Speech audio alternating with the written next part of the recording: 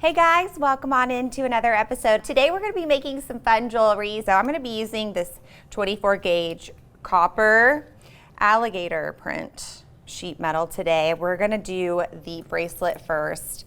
And I just think this is a really easy, fun way to get the cuff look, but with smaller pieces.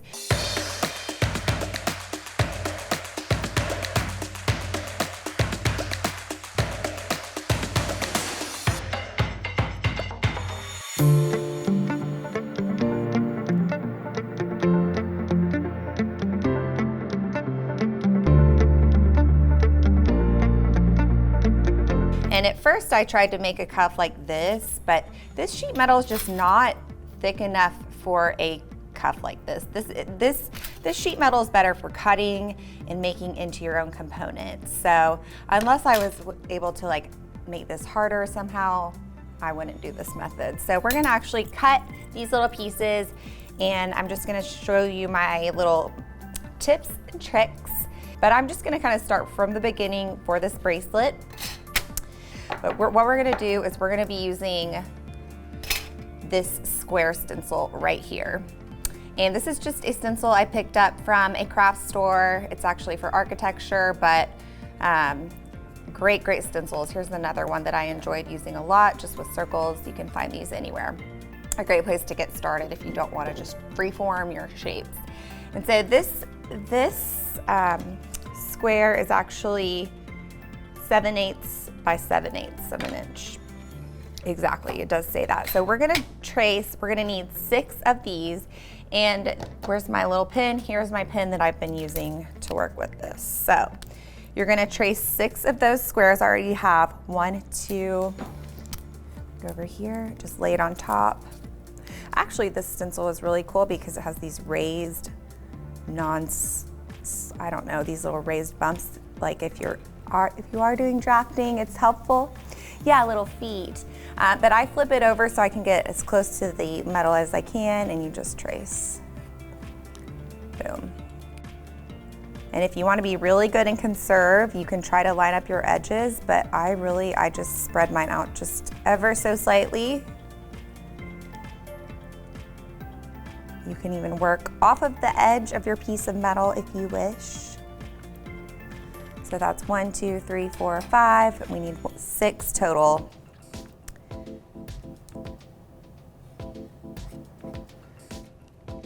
And like I said, ignore the other shapes.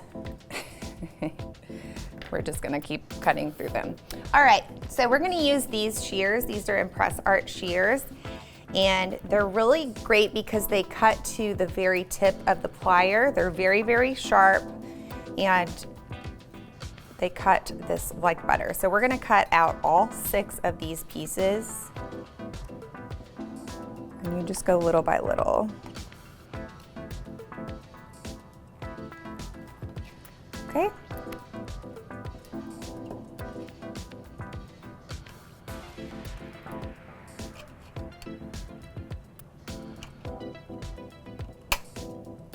And what I do when I'm working is I save all these little leftover pieces and I just collect them in a bowl as I'm working with my metal.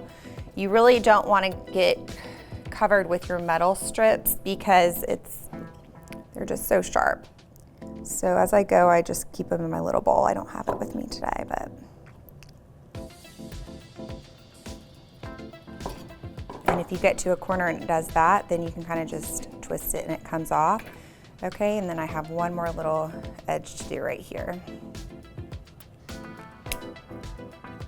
Okay, so that's one piece. So the next thing I do here is, I like to get my bench block, and this is just like a nylon insert, but you can also just use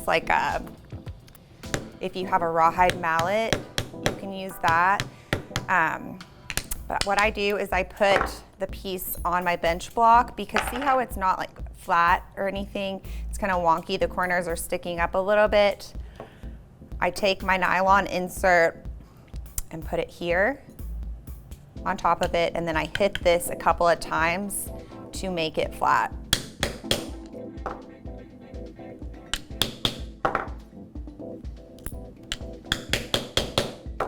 So those are all flat now. So basically that just gives you, sorry Andrew, a nice flat space to go to the next step. I don't like it when they're wonky and stuff like that. So that's just a little tip.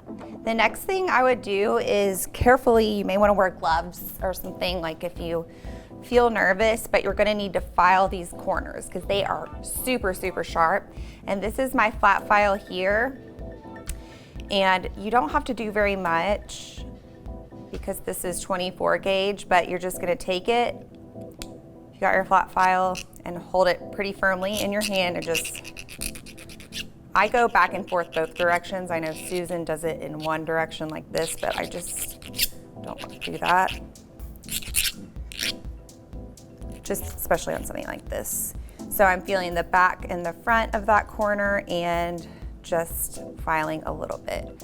So I don't know if you can see the difference. This one's filed, this one's not. And that's super important. So I'm just gonna go, what you're gonna do is do every single corner of all 6 pieces. And you're just gonna do it real quick in assembly line. So you just go. So now we're gonna punch our holes. And let me just show you the finished bracelet real quick first so you can see all the ones that are all filed and how nice that looks. So that's just gonna save your arm and save your hands while you make the piece. Okay, next we have to punch our holes, and you need 4 holes in each piece, and you're gonna need your permanent pin again. I think this is a useful step that I did, and you can either measure what I did with the first one is I actually punched holes in the first one and then used it as a template. So I'm gonna grab this hole punch, and we'll just leave it at the 2 millimeter.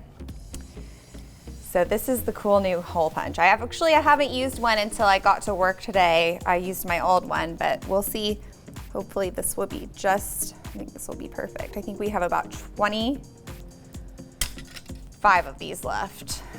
So we're gonna do 2 holes on one side, 2 holes in the other, and we want them to be kind of closer in to the piece. You don't want them hanging out by the corners. So we're just gonna punch here and move down just a little bit. Look from above and squeeze. This is awesome. So easy. So then now we're going to flip it over and make 2 holes across from those 2. We'll look from above a little bit. And punch. And move down just a little bit. The same thing. So I'm not measuring. I'm not super duper. Not worried that much about them being exactly across from each other. That's just my style. You can measure if you want. Next, you're going to go through all 6 filed pieces and take your piece that you've already hole punched, and you're just going to use it as a template to mark.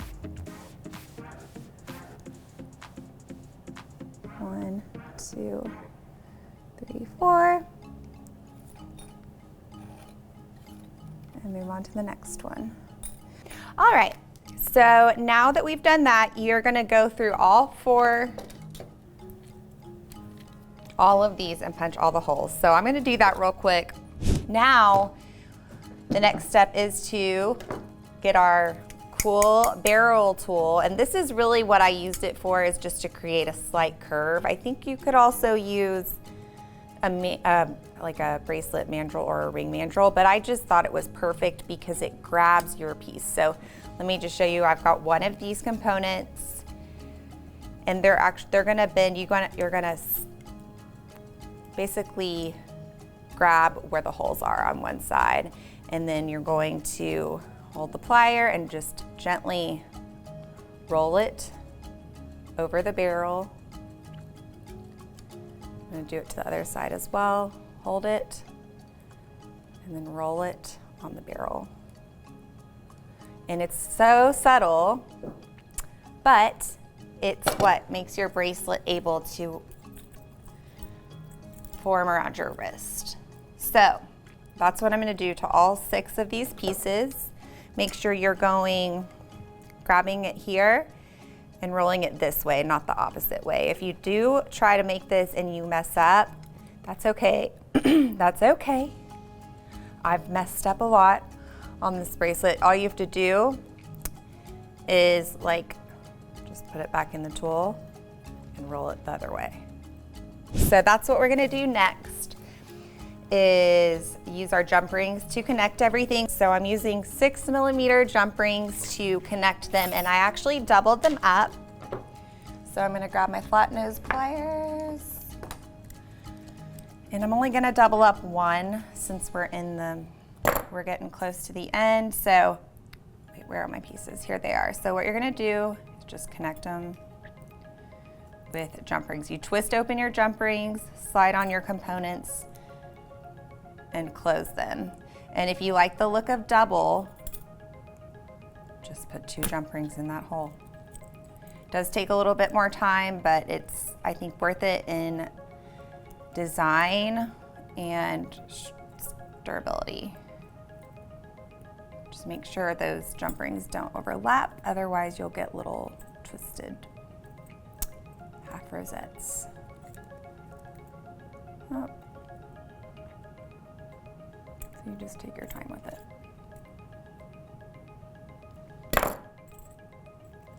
So that's what the doubled up ones looked like. And I think it holds them apart just the right length. But for the rest of this demo, I'm just gonna do single jumps because I wanted to show you the ending as well, which is essentially just jump rings, but it kind of just finishes off the demo.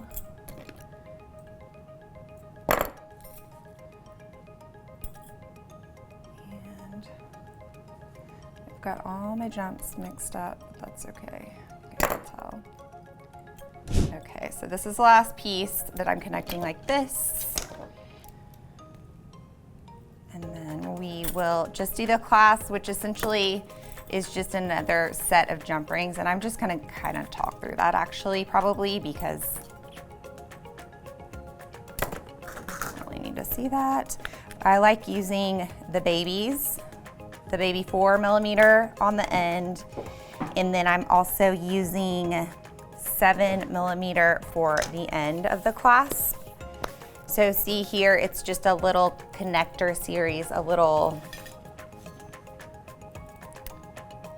more jump rings. I used the 4mm to go in those last 2 holes, and then I used 4, 7, 4, 7, 4, and then I put on one of the lobster claws. So that gave me some wiggle room instead of connecting the clasp right up close to that. And then on the other end, I just did the same thing and just ended with a bigger jump ring. So those 4mm go straight into the holes on the end. And then yeah, so that's the bracelet. If you need to pick up any of the tools or supplies we used today, check out the links in the description below. And while you're there, let us know what kind of jewelry you like to make.